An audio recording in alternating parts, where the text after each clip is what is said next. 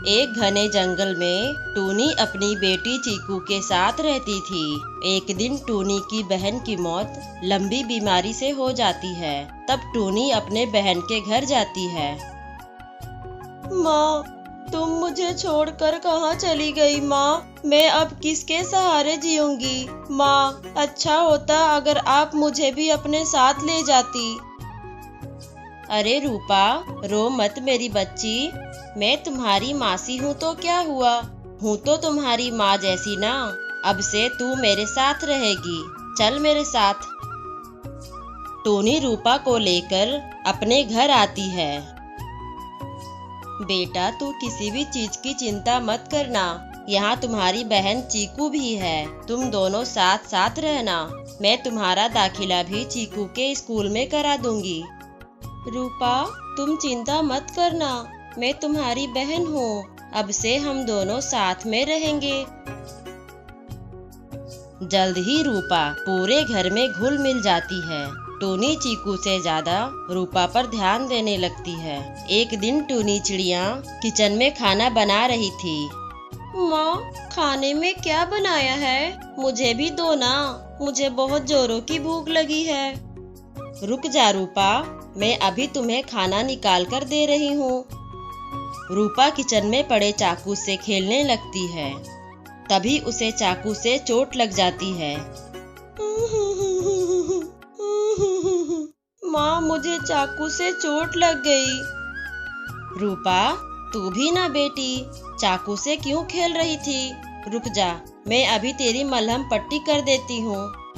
थोड़ी देर बाद टूनी रूपा को खाना खिलाती है। ये ले रूपा, खाना खा ले।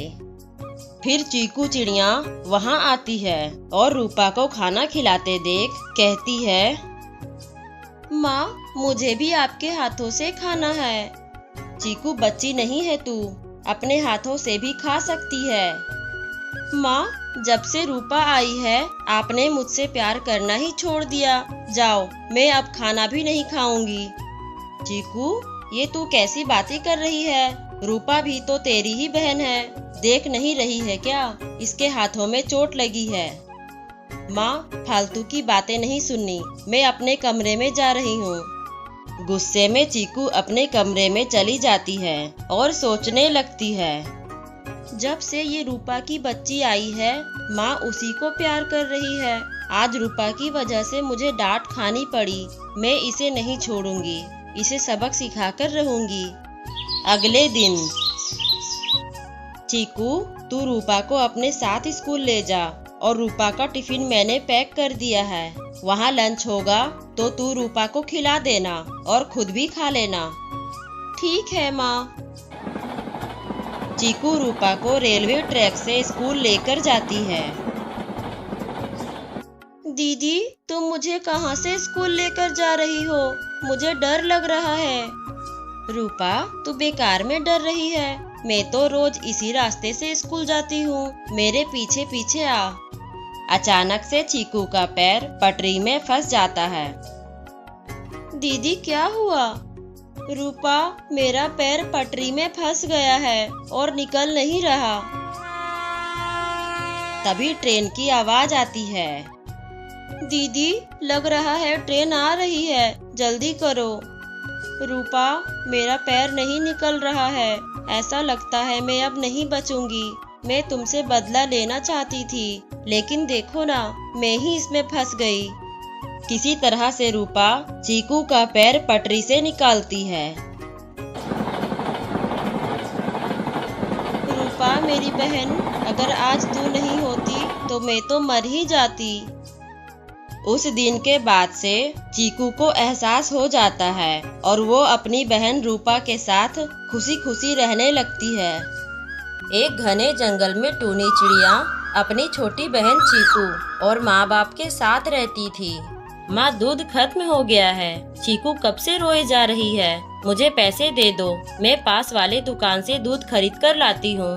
ठीक है बेटा, ये लो पैसे और चीकू को भी अपने साथ ले जा। देख कैसे रोई जा रही है। ठीक है माँ, चीकू को अपने साथ ले जाती हूँ। टूनी जब दूध लेकर घर लौटती है तब देखती है कि उसके माँ पापा को किसी ने जान से मार दिया है। दोनों खून से लथपथ पड़े हुए थे। अपनी माँ पापा की ये हालत देखकर टूनी चिड़िया रोने लगती है। माँ पापा, आप लोगों की ये हालत किसने कर दी? उठो ना माँ, ये देखो मैं चीकू के लिए दूध लेकर आई हूँ। टूनी के रोने की आवाज सुनकर गौरी कौवी वहाँ आती है। गौरी काकी, देखो ना मेरे माँ पापा को किसी ने बेरहमी से मार दिया। आपने किसी को मेरे घर आते देखा था क्या?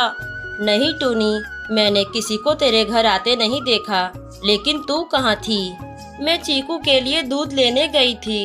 ये बहुत रो रही थी, इसीलिए मैं इसे अपने साथ ले गई और लौट कर आई तो माँ पापा को इस हालत में देखा। मत रो टूनी चिड़िया, अगर तू इस तरह हिम्मत हारेगी तो तेरी बहन को कौन संभालेगा? हम सब तेरे साथ हैं, तू चिंता मत कर। इस तरह कई दिन गुजर जाते हैं। घर में रखा अनाज भी खत्म हो जाता है। खेत में लगी फसल भी बिना देखभाल की सूख चुकी थी। एक दिन टूनी चिड़िया अपने खेत पर जाती है और खेत की ये हालत देखकर रोने लगती है। हे भगवान, अब मैं क्या करूं? घर में एक भी अनाज का दाना नहीं है और माँ पापा ने जो फसल लगाई थी वो भी खराब हो चुकी है। अब दोबारा से खेत में फसल लगानी होगी। टूनी चिड़िया अपने घर जाती है। तभी रास्ते में उसे हरिया तोता मिलता है। हरिया तोता टूनी का बहुत अच्छा दोस्त था। वो टूनी से कहता है, अरे टूनी, ऐसे उदास होकर कहाँ जा रही है? मुझे अपनी परेशानी बताओ। टूनी सारी बातें हरिया तोता को बताती है। इतना सब कुछ हो गया टूनी चिड़िया, और तुमने मुझे बताया भी नहीं। ये ले, ये कुछ अंडों की जादुई बीज है, ये अपने खेत में रोप देना। मेरे तो ये किसी काम के नहीं है, क्योंकि मैं तो अंडे खाता ही नहीं। कल मैं शहर गया था तो मुझे एक जादूगरनी ने दिए थे। बहुत बहुत शुक्रिया हरिया, मैं कल ही इन बीजों को अपने खेतों में रोप दूंगी। टूनी अपने मरे हुए माँ पापा की तस्वीर देखकर कहती है, आज हम लोग खेतों में अंडों के जादुई बीज रोपने जा रहे हैं। आप लोग आशीर्वाद दीजिए कि हमारा फसल बहुत अच्छा हो।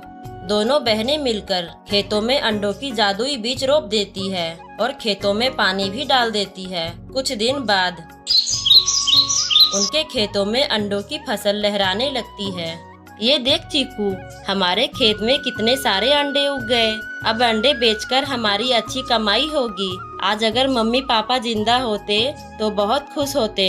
दोनों बहनें मिलकर अंडे इकट्ठा करती है और उन्हें बाजार में अच्छे दाम पर बेच देती है। ये देख चीकू, हमें कितने सारे पैसे मिले। हम इन पैसों से अपने लिए बहुत सारा सामान खरीदेंगे। फिर दोनों बहनें मिलकर बहुत सारा सामान खरीदकर घर आती है। दीदी, मुझे बहुत तेज भूख लगी है, जल्दी से कुछ खाने को बना दो। तू अभी रुक चीकू, मैं अभी तेरे लिए हलवा बनाती हूँ। आज खुशी का दिन है ना, हम लोग मीठा खाएंगे। फिर टूनी चिड़िया हलवा बनाती है। इस तरह से दोनों बहनें खुशी खुशी रहने लगती है। एक घने जंगल में टूनी अपने पति पिंटू चिड़े के साथ रहती थी। टूनी ने कुछ ही दिन पहले 3 अंडे दिए थे। पिंटू चिड़ा चाहता था कि उन अंडों में से बेटा ही निकले। टूनी, मैं तुम्हें पहले ही बता चुका हूँ, मुझे बेटी नहीं बेटा चाहिए। इन अंडों में से बेटा ही निकलना चाहिए। अगर इन तीनों अंडों में से बेटियां निकली तो मैं तुम्हें नहीं रखूंगा। देखिए जी, इन तीनों अंडों में से बेटी है या बेटा मुझे थोड़ी ना पता है। अब तो भगवान की मर्जी है, बेटा निकले चाहे बेटी, इसमें मेरी क्या गलती। इतना बोलकर पिंटू चिड़ा वहाँ से चला जाता है। तभी उन तीनों अंडों में से 2 अंडे फूट जाते हैं। अंडों में से 2 बेटियां निकलती है। हे भगवान, ये तो बेटियां निकल गई अंडों में से। अब मेरे पति मुझे घर से निकाल देंगे। टूनी अपने दोनों बेटियों को दूसरी जगह ले जाकर एक घोंसले में छोड़ देती है। मेरी बच्चियों, मैं तुम्हारे पास लौट कर आऊंगी, तुम कहीं मत जाना, नहीं तो शिकारी पक्षी तुम्हें खा जाएंगे। फिर टूनी अपने घोंसले में वापस आकर बैठ जाती है। तभी पिंटू चिड़ा वहां आ जाता है। अरे, बाकी 2 अंडे कहाँ गए? यहाँ तो सिर्फ एक ही अंडा है। थोड़ी देर पहले वो चील आया था और दोनों अंडों को उठाकर ले गया। मैं बस एक ही अंडा बचा पाई। चलो ये भी ठीक ही हुआ, क्या पता उन दोनों अंडों में से बेटियां ही निकलती। इतना कहकर पिंटू चिड़ा वहाँ से चला जाता है। तभी अंडा टूट जाता है और अंडा टूटने की आवाज से पिंटू चिड़ा वापिस आ जाता है। टूनी बताओ, अंडों में से बेटा निकला है या बेटी? अरे टूनी, रो क्यों रही हो? इसका मतलब अंडों में से बेटा नहीं बेटी निकली है। नहीं जी, ये आंसू तो खुशी के आंसू हैं। अंडे से तो बेटा निकला है। अरे वाह, अंडों में से बेटा निकला है। आओ बेटा, मैं तुम्हें जंगल में घुमाने ले चलता हूँ। इतना बोलकर पिंटू चिड़ा अपने बेटे को घुमाने ले जाता है। पता नहीं मेरी बेटियां कैसी होंगी, कहीं कोई शिकारी पक्षी मेरी बेटियों को उठाकर न ले जाए। मैं उनको देखकर आती हूँ। तभी जैसे ही टूनी अपने बच्चों के पास पहुँचती है। अरे वाह वाह, आज तो एक ही जगह पर दो शिकारी मिल गए। अब मैं तुम तीनों को खाकर अपनी भूख मिटाऊंगा। खबरदार, अगर तुमने मेरी बच्चियों को हाथ भी लगाया तो मुझसे बुरा कोई नहीं होगा। मैं तुम्हारे सामने ही तुम्हारी बेटियों को खाऊंगा। देखता हूँ तुम क्या बिगाड़ लेती हो। जैसे ही चील बच्चों की तरफ बढ़ता है, टूनी उसे मारने के लिए उस पर टूट पड़ती है। दोनों की लड़ाई में टूनी घायल हो जाती है। फिर किसी तरह वो अपने बच्चों को बचाकर घर ले आती है। पिंटू जी, मुझे माफ करना। मैंने इन बेटियों को आपसे छिपाकर पाला था, लेकिन अपनी बेटियों को बचाने के लिए मुझे एक चील से लड़ना पड़ा, जिसके कारण मैं बहुत घायल हो चुकी हूँ। अब मेरा आखिरी समय आ गया है। आप इन दोनों बेटियों का ख्याल रखना। अब मैं इस दुनिया से जा रही हूँ। माँ, आप हमें छोड़कर नहीं जा सकती। माँ, हम आपके बिना कैसे जिएंगे? माँ, पापा कुछ कीजिए ना। पापा, माँ को अस्पताल लेकर जाइए ना, जल्दी से। जल्दी कीजिए पापा। तभी पिंटू चिड़ा टूनी को अस्पताल ले जाता है और उसे वो वहीं पर भर्ती कर देता है। क्यों ना, मैं टूनी को यहीं छोड़कर चला जाता हूँ। अगर ये बच गई तो इसका इलाज का पैसा मुझे ही देना पड़ेगा, इसीलिए मैं यहाँ से निकल लेता हूँ। इतना बोलकर पिंटू चिड़ा टूनी को वहीं छोड़कर वापस आ जाता है घर। क्या हुआ पापा? माँ कहाँ है? आप माँ को साथ क्यों नहीं लाए? कहाँ है माँ? तुम्हारी माँ तो मर चुकी है, इसीलिए मैं तुम्हारी माँ को साथ नहीं लाया। पापा, हम आखिरी बार अपनी माँ को देखना चाहते हैं। हमें उनके पास ले चलिए पापा। नहीं नहीं, अब मैं तुम्हें तुम्हारे माँ के पास नहीं ले जा सकता, क्योंकि मैं तुम्हारी माँ का अंतिम संस्कार करके आया हूँ।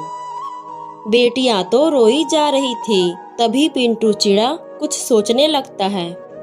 बेटियां तो मुझ पर आफत बन गई है। मैं अकेले भी अपनी जिंदगी नहीं काट सकता। मैं ऐसा करता हूँ, दूसरी शादी कर ही लेता हूँ। अगले दिन पिंटू चिड़ा एक चिड़िया को शादी करके ले आता है। बेटा चलो, तुम मेरे साथ चलो। मैं तुम्हारी नई माँ ले आया हूँ।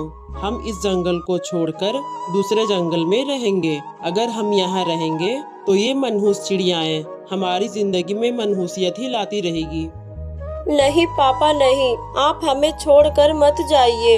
हमारी माँ भी हमें छोड़कर चली गई। आप भी छोड़कर चले जाओगे तो हमारा क्या होगा? तुम्हारी बकबक मुझे और नहीं सुननी। चलो बेटा यहाँ से। पिंटू चिड़ा सुंदरी के साथ चला जाता है अपने बेटे को लेकर। इधर दोनों बेटियां अपने माँ को दुखी मन से याद करके रोई जा रही थी। तभी वहाँ पर चील आ जाता है। बहन चुप रहो, वो शिकारी पक्षी यही है। हमारी माँ भी इस दुनिया में नहीं है जो हमें इस चील से बचा सके। तभी चील उड़ते उड़ते बच्चों के पास आ जाता है। क्या कहा? तुम्हारी माँ इस दुनिया में नहीं रही? मैंने तो पहले ही कहा था कि मुझे ये बच्चे खाने दो, लेकिन उसे अपनी जान प्यारी कहाँ थी? उस दिन तो तुम्हारी माँ ने तुम्हें बचा लिया, लेकिन अब तुम्हें कौन बचाने आएगा? अब मैं तुम्हें खाकर ही रहूँगा। नहीं नहीं, हमारी माँ को कुछ नहीं हुआ है। हमारी माँ तो हमारे लिए दाना लाने गई है। वो देखो, उधर से आ रही है हमारी माँ। चलो जल्दी से, चील हमें नहीं देख रहा है। इस तरह से चील का ध्यान भटकाकर दोनों वहाँ से भाग जाते हैं। बहन, हम उस चील से तो बच गए। हमारे पास रहने के लिए घर भी नहीं है और हमारी माँ भी नहीं है। हम इस सर्दी में कैसे रहेंगे? दोनों बच्चे सर्दी से ठिठुरते हुए पेड़ के नीचे बैठ जाते हैं। बहन, लगता है इस सर्दी से पहले ही हम मर जाएंगे। हमारी माँ भी नहीं है, हम किसके सहारे जिएंगे? रोज रोज मरने से तो अच्छा है हम अपनी जान एक बार में ही दे दें। सच कह रही हो बहन, शायद भगवान भी यही चाहते हैं। चलो किसी कुएं में कूदकर जान दे दें। तभी वे दोनों जंगल के पास वाले कुएं में चले जाते हैं। हे भगवान, हमें माफ कर देना। हम छोटी बच्चियां हैं, हम अपने माँ बाप के बगैर नहीं जी सकते, इसीलिए हम इस कुएं में कूदकर अपनी जान दे रहे हैं। रुको बेटी रुको, मैं तुम्हारी माँ अभी जिंदा हूँ। माँ, आप जिंदा हो?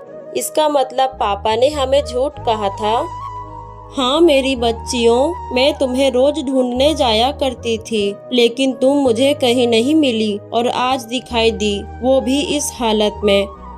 माँ, अब आप छोड़कर हमें कहीं नहीं जाना। माँ, नहीं मेरी बच्चियों, मैं तुम्हें छोड़कर कहीं नहीं जाऊंगी, चलो तुम मेरे साथ। उसके बाद टूनी अपने बेटियों को अपने साथ ले आती है और तीनों साथ में रहने लगते हैं। इधर पिंटू चिड़ा अपने दूसरे पत्नी के साथ रह रहा था, तभी वह बीमार पड़ गया। सुंदरी पिंटू की बीमारी की वजह से उससे चिढ़ने लगी थी।